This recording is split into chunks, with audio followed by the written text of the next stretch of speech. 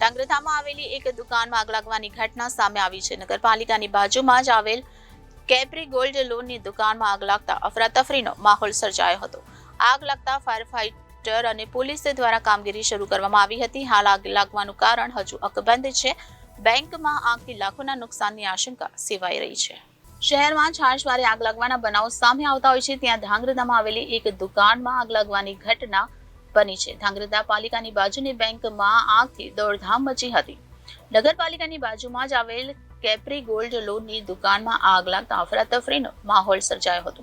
સૌપ્રથમ પીજીવીસીએલ દ્વારા પુરવઠો બંધ કરી નગરપાલિકાની 2 ફાયર ફાઈટર તેમજ ધાંગધ્રા સિટી પોલીસનો સ્ટાફ ઘટના સ્થળે દોડી આવી આગ પર કાબુ મેળવવા પ્રયાસ હાથ ધરાયા હતા. સદનસીબે કોઈ જાનહાનિ થઈ નથી, પણ ઘણા લોકોનું એટલે કે લોન લીધેલ ગ્રાહકોનું સોનું ઓફિસમાં લોકરમાં રખાતું હોય. આગ વધુ વકરે એ પહેલા જ નગરપાલિકાના 3 થી વધુ ફાઈટરો તેમજ સિટી પોલીસ અને પીજીવીસીએલનો સ્ટાફ ઘટના સ્થળે દોડી આવ્યો હતો.